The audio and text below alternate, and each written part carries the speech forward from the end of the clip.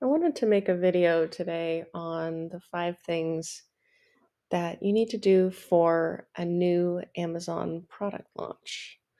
So, some of these are things that you'll want to do before you develop your product or before you package it.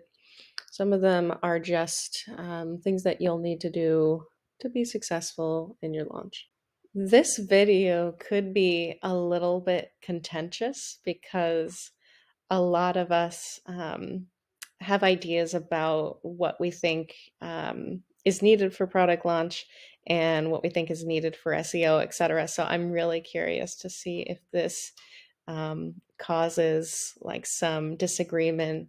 And so feel free to tell me if you don't agree. A lot of these are just based on the past product launches that I've done and basically what I think is essential for product launches in 2022.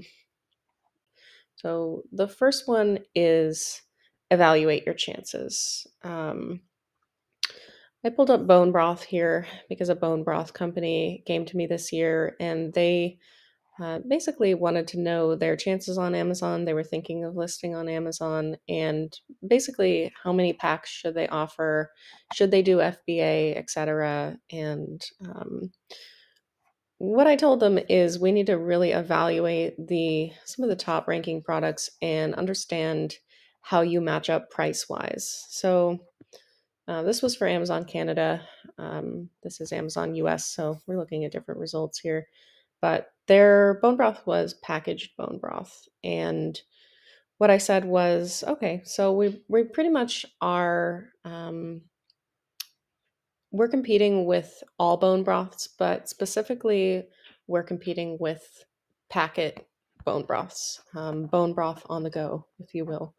Um, so we took a look at the price point, and what I saw on Amazon Canada was a one competitor. All the other bone broths were jars, and the packet competitor was at this price point of $30.99. They were selling 15 packets, and so what I told my client to do, it was really easy because her boxes had 4 packets in them. I said, "Okay, I think you should package."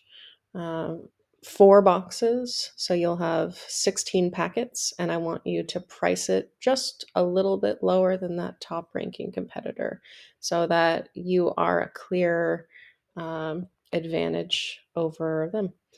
And this is really simple math. A lot of the time, I know that it's not always that you can't always uh, pay for that out of your profit margin. So if your profit margin doesn't work for that, you might not consider listing on Amazon. It's pretty cut and dried. Um, if I'm launching a new fish oil, pretty much in fish oil, I mean, there are considerations for purity in fish oil. Nordic Naturals is well known for being a really pure product, but pretty much the entry level Amazon customer is not going to know that. So, if we want to be applicable for fish oil in general, we really need to look at our milligrams. And so, you'll always see pretty much the top ranking products in pretty much any supplement category. It was particularly noticeable in fish oil. Um, they're all going to have the same milligrams, or if they have less milligrams, they're going to be a better price. So let's see if we're bearing that out here. So we've got a 400 count, $21. What is the mg on this? So we've got 1,000 mg.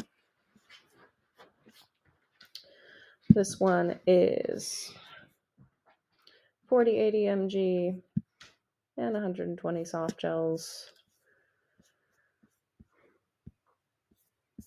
Interesting. So this one is a higher price and a less mg, and that's very uncommon. So I'm really curious why this is ranking here, especially because the review count is 665. And look at these. We have 40,000, 21,000, 21,000.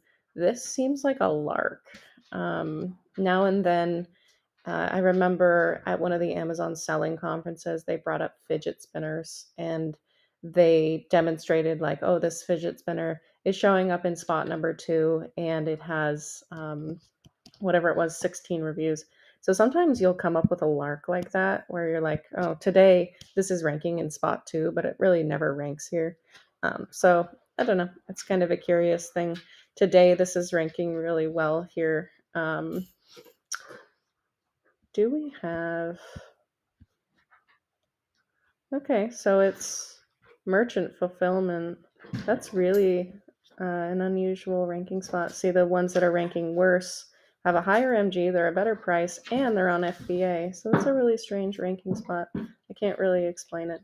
But anyway, you need to evaluate the way that you stack up against your competitors. And milligrams is a way to do that. Price point is a way to do that. Size is a way to do that. When I did the video on candles, I was talking about the relative size of the candle.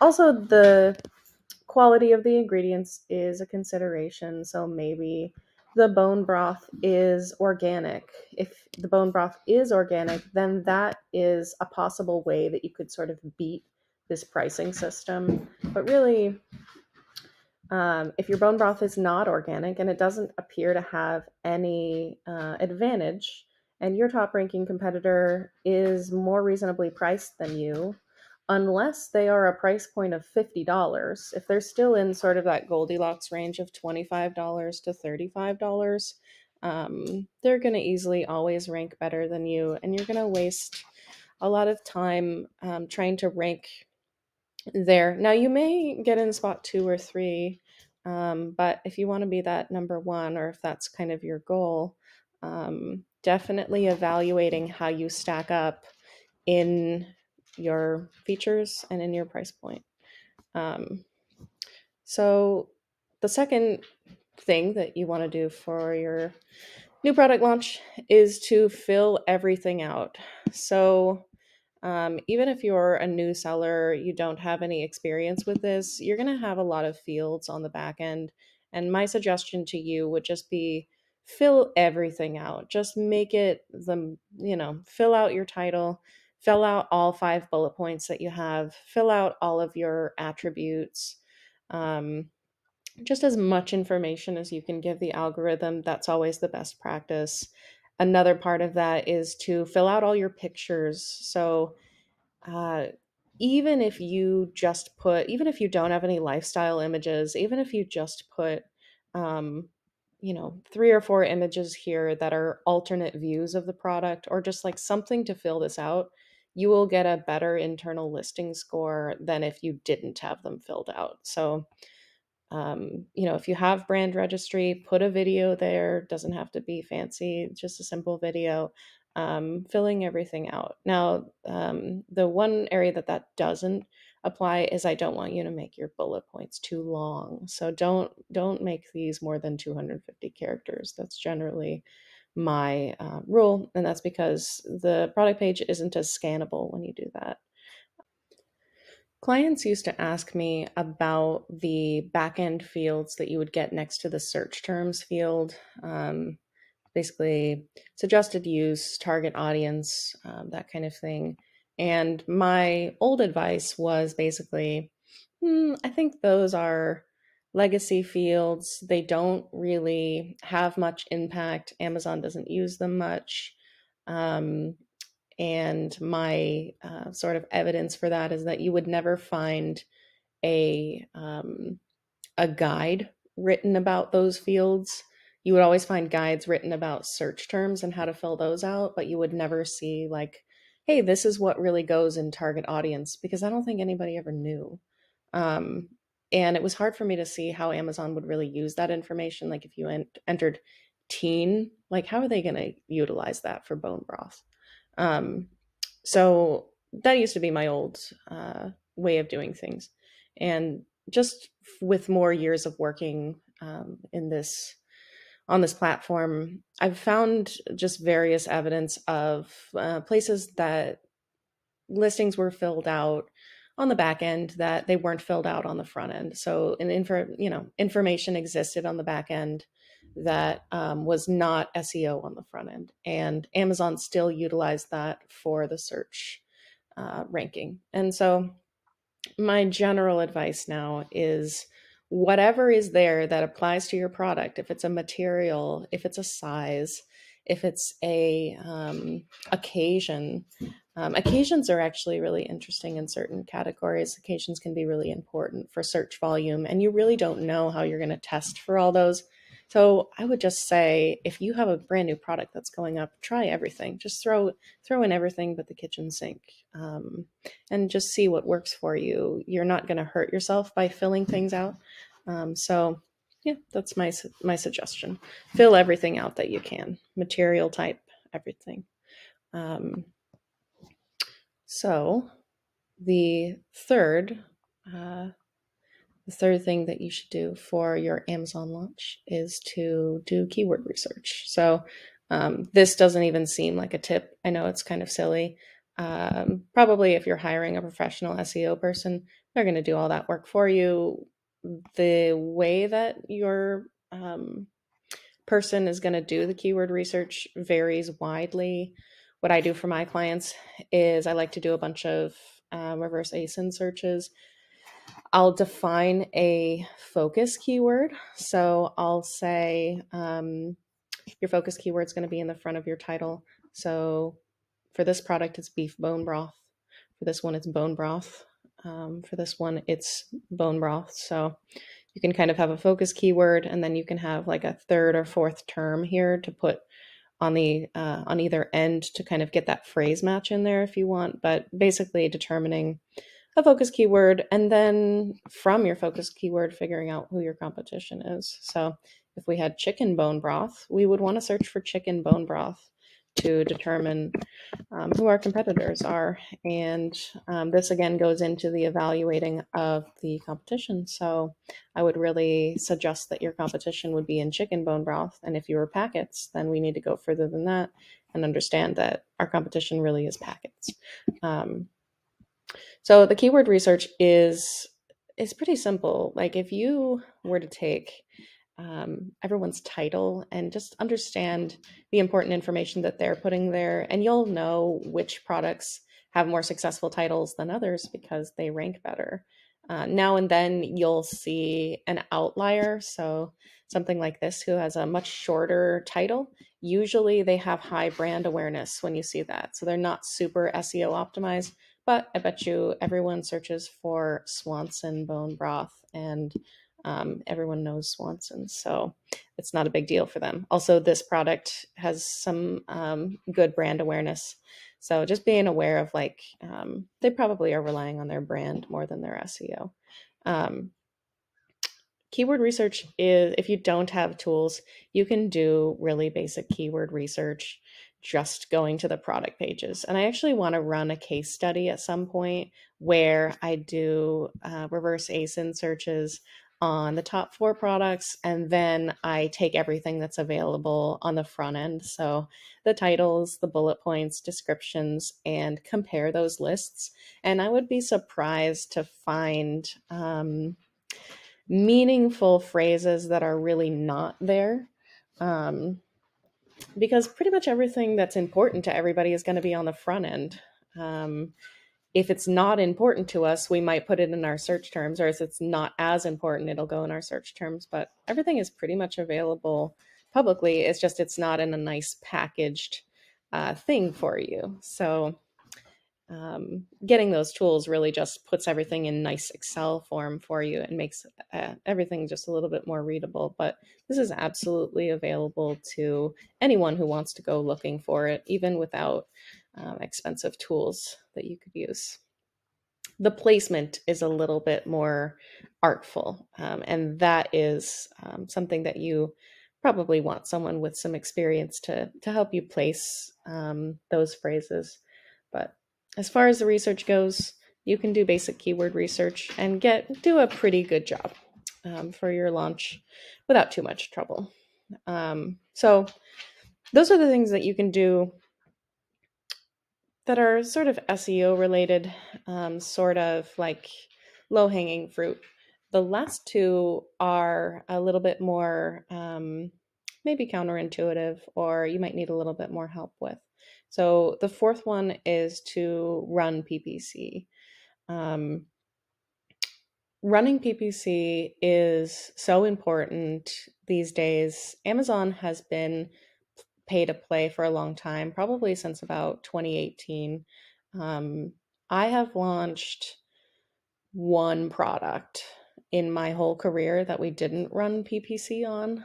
And the reason we didn't run PPC on that product was that there was no competition. So we searched their term in Amazon, which was actually glitter bombs. And there were no comparable products for glitter bombs. So we were pretty confident that we would rank number one for glitter bombs with no effort. But that's not the case in almost every category. And if you're inventing a new product, you just have to ask yourself, does anybody search for this? Does anybody know how to search for this? I can't tell you how often people bring me products that are new and kind of undiscovered and amazing. And I say, okay, well, all of Amazon's shelves are based on keywords. So what shelf are we going to put this on? It doesn't have its own shelf if nobody knows how to search for it. So running PPC is important because you're going to force Amazon to crawl your listing. The algorithm will crawl your listing naturally, but it takes longer.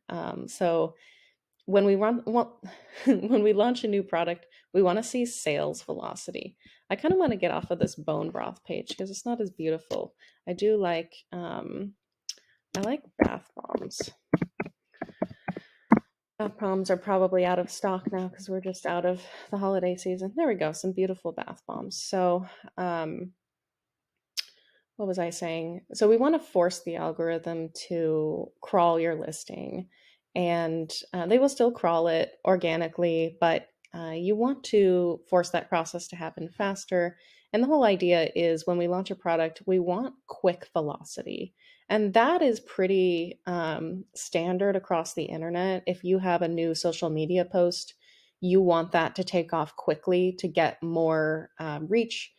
If you have a Google ad, you want good metrics early on in order to get better ad placements. Same thing on Amazon. You really want early sales velocity. And one of the ways that you get that is by running the PPC.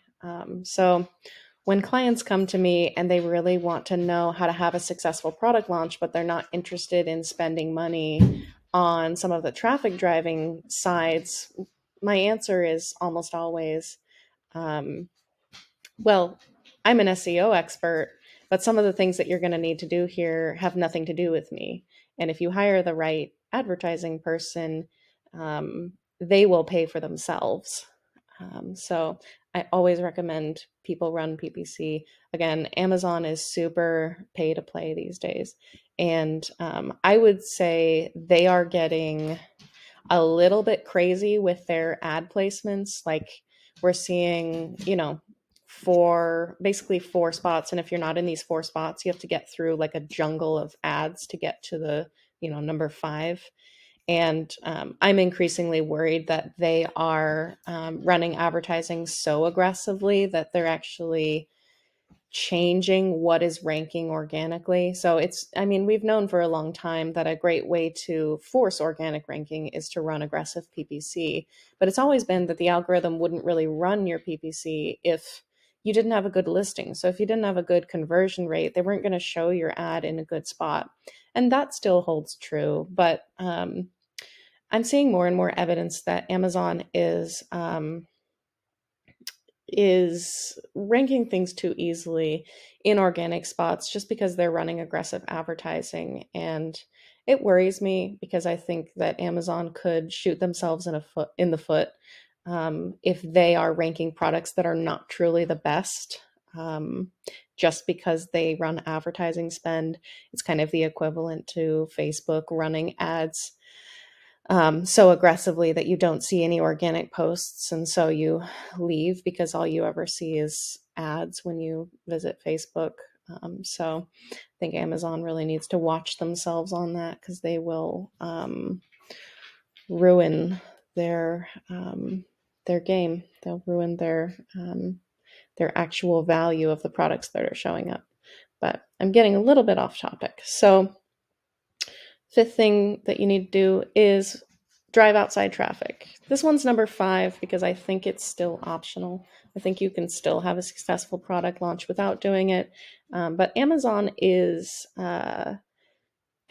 pretty much found all of the customers that are going to use Amazon, which is a really interesting it's a really interesting idea, because in the industry, a lot of the time we feel like Amazon just has the entire e-commerce market.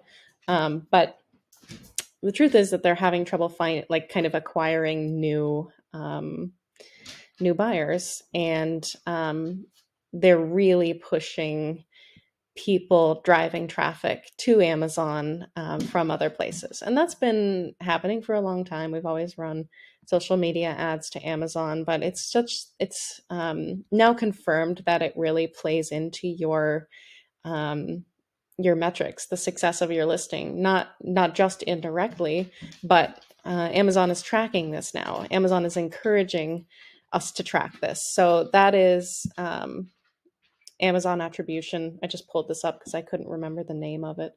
But Amazon is like, hey, track your outside marketing into Amazon so that we can give you credit for that. And I don't know exactly how they do that. PPC, I will say, is not my area, but running outside traffic to Amazon, important for your listing metrics. The one thing that we always consider with driving outside traffic that's important is having some intermediary between the ad and the listing, because the last thing I would want to do is send a bunch of randos to my page who don't want to actually buy the product. So if my ad is not optimized on Facebook and someone lands on my listing, they're going to really mess up my conversion rate. So usually the way that advertisers, at least the way they used to solve this, I don't know what they're doing now, if there's anything fancy that they're doing, they would have a landing page, and that would work as a nice intermediary so that the people who land on your listing really want to buy your product. And it would, in some cases, it will help your conversion rate if you're doing it correctly. If you're doing it badly, you're going to send a bunch of traffic, but you're not going to get good conversion, and then that's going to actually ruin your organic ranking. So it's kind of an interesting thing. Also, this is probably pretty intuitive, but if you run outside traffic, you don't have to compete here. You don't have to worry so much about your 20-cent price comparison and your, oh, is it 6 or 12? Do I get 14? Like that very granular comparison that customers are always doing for you on Amazon. If most of your traffic is coming from Facebook, all you have to do is be attractive to Facebook, and you're not getting so compared to these top 4 spots. So those are the things that I see as the most important thing for a product launch. Obviously, we could talk about a lot more fancy things like how to do your keyword research, how to set up your listing images, A+ content, all of that stuff. But basically, if you don't consider these 5 things, you, in my book, will not have a successful product launch.